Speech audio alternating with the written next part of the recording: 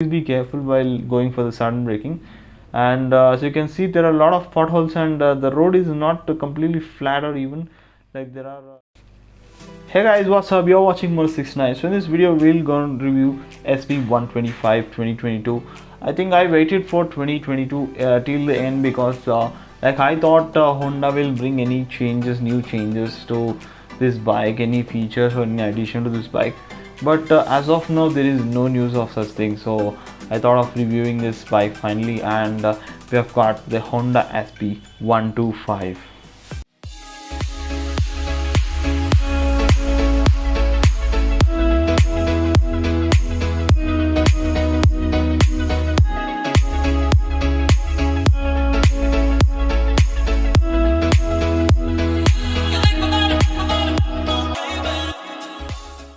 So first let's see the variants, pricings, and what are the different color options that is available.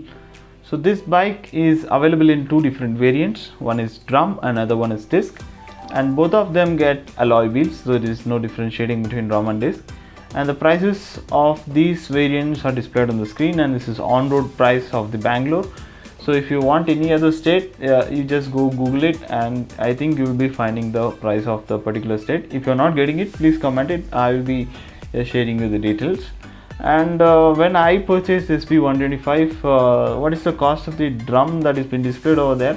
For that amount I purchased the disc, but now the prices have gone up, and the prices have gone too much up. And along with that, these are the color options that are available with the SP125.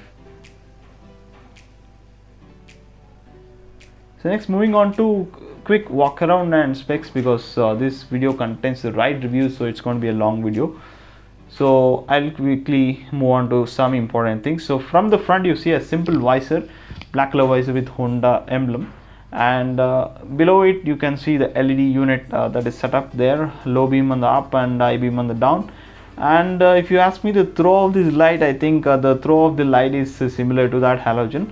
The only advantage is that when the high beam is on, the low beam is also on. And the new thing that Honda has introduced is in this stickering, like before that 2021 edition it was just plain, and now they have introduced some design, and I think this looks more good than the previous one, because previous one looked very plain compared to this. And let us see from the side, there is a metal tank and a very big route that extends still down, as you can see, and it's completely made up of fiber.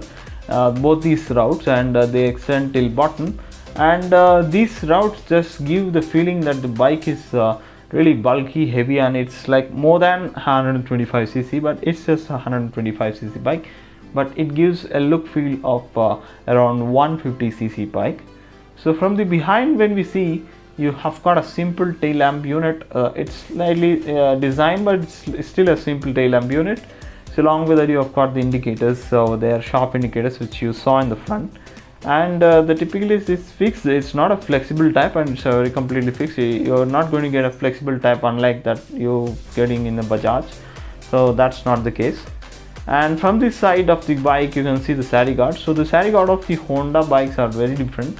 Like you get these fiber parts, okay, along with the grill work, I think, which aesthetically looks good, I think, compared to that grill pattern that was coming before. I think aesthetically this looks very better. And as far as concerned about this bike, the quality of the parts that has been used is amazing.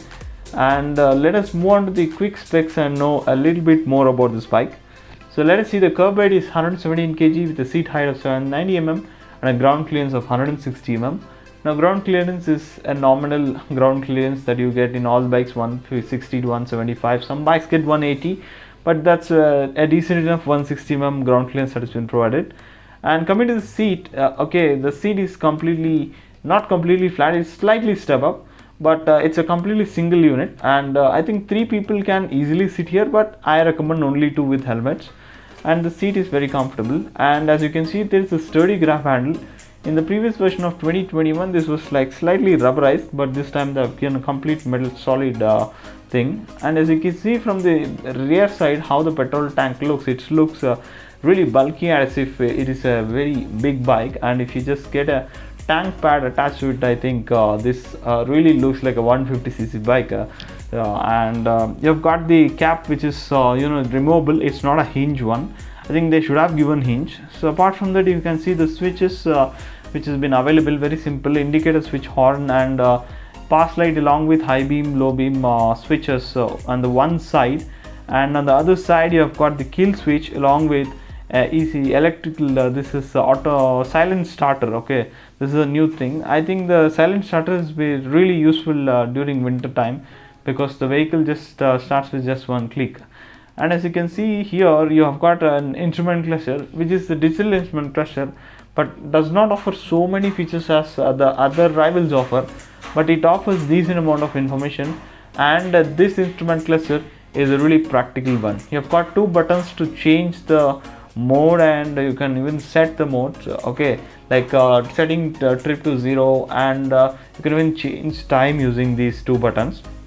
And as you can see here, you get a clear picture of the fuel amount and speed in the center. You have got time and gear indicators, and along with that, on the upper side of the display, you get all those indicators necessary. And you get a green light on the top of that instrument cluster. That's an eco light. So when you're riding at an economical speed, the automatic light automatically lights up, meaning that you are in a mileage zone. So using that light, I think you can just get more mileage of the bike. But I think rarely somebody even looks at that light, but it's still a very good feature for the beginners. So moving on to the engine, so you've got a 124cc air cooled engine, which produces 10.72 bhp power and 10.9 Nm torque. I think the power figures of 125cc engine, I think it's very good. I think yes, compared to the previous BS4 SP125, the power is slightly less. As we ride, we can just see. And along with that, you are getting a 5-speed gearbox, and as you can see the pattern of the gears, and neutral is coming between first and the second gear, I think, which is quite easy to understand for the riders. Like you need not to search for those neutrals, or there is no worry that you just get into the neutrals, because there would be some bikes having neutral and then first, second, third gear. So there are chances like you just pull on first and then go for a neutral. So that's not happening in this case. And apart from that, the engine is completely refined and vibration free. I think Honda's engine are known for it, and they are also even reliable. So I think the engine is a very biggest plus point of this bike as far as concerned. So next, moving on to the suspensions of this bike. So it's got a telescopic fork at the front and Hurley type spring suspension at the rear. And you can see the braking arrangements over there. So this comes in two variants. If you go for a disc variant, you got a 240mm disc at the front, and if you go for a drum variant, the front and back both are getting 130mm drum. So in both the variants, the rear side 130mm drum is common, and I suggest you go for a disc variant if you have money. Like, you just have to extend, because the section of the tire is so small that you won't get that confidence, braking suddenly, and there are chances of skidding. So I think you can go for it. And coming to the tire sections, it is like front and rear, you get 80x100 18-inch tubeless alloy wheels.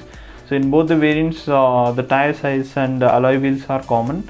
And I think with this, I have completed all the details of the walkaround and specs. Let us move on to the ride review.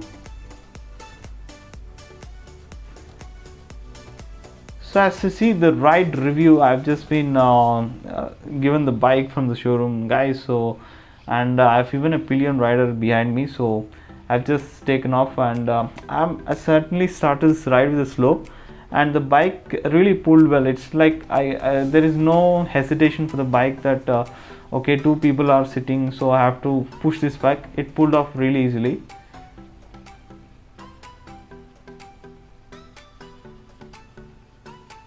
And one more thing that really excites me is the weight of this bike. The bike is very lightweight, so very easy to ride, especially in the traffics like this.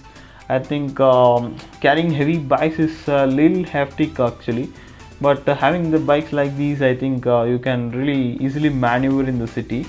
And as far as concerned, the engine refinement is very evident right from the start, because as you start riding the engine, you actually feel that refinement. and as we increase the throttle, I think the bike is pulling like anything. But the power delivery as far as concerned is a very linear one, power and torque delivery, so it takes time to pick up the speed, but once you pick that speed, I think you can keep going on. And coming to the brakes, this is a drum variant, it's not a disc variant that I'm riding currently. And I think this is a really good brakes, actually drum brakes also. But I suggest you that you do not really go for a sudden braking when you have drums, because if the tire locks, I think the game is over for you. So that's why I say the combi braking system is there in this bike, but still, you know, it's advisable that you go for a disc, or if you have a drum, so please be careful while going for the sudden braking. And as you can see, there are a lot of potholes, and the road is not completely flat or even, like there are really, the road is not so good, but still we are getting a very comfortable ride. And especially when you have a pillion rider with you, I think the bike goes really stable.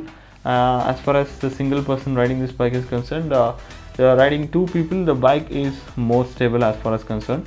And the suspension setup, coming to the suspension setup, like forward, I felt like it's a slight softer side, because like it just travels very quickly. And on the rear side, it's slightly stiffer. I think this gives a this combination is it works out really well for this bike, because you know, it offers a very smooth ride actually to us. And even I asked the pillion rider, and he also said like it's a comfortable ride, and he doesn't feel anything as such of this bike. And I think the brakes, like tire section is small, so a lot of people question like, will the bike just be okay riding this bike moving at the high speed? I think there is no problem in this. The grip is enough, like the grip is sufficient enough to take you, but you know, it's not so much sufficient that when you ride on the sand or something, it can sustain. And as you can see, I am going to take a very short U-turn, and I think as you saw, the U-turn was very easy for me. I think you know, the bike takes a very quick turns again. And as I was speaking about the U-turns, I think the maneuverability of the bike is really good. And you know, it's really good actually. I can feel no vibrations at all as far as whatever I've been riding. And yes, I think slightly the front suspension is slightly on the softer side, so it just hits if you are just going for a larger pothole. Otherwise, I think everything was really perfect. And especially the illumination of the instrument cluster was also good, even in this sunny day. I think I was able to clearly see the instrument cluster, and the things were so much big visible on the instrument cluster. And as I said, it's on a practical one. So I think with this, I'm going to end this video. So I've got the review as well as the ride review for you in this video.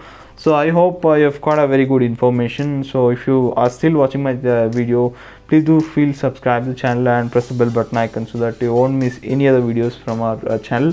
So with this, I'm going to end this video. Meet you in the next video. Until then, goodbye.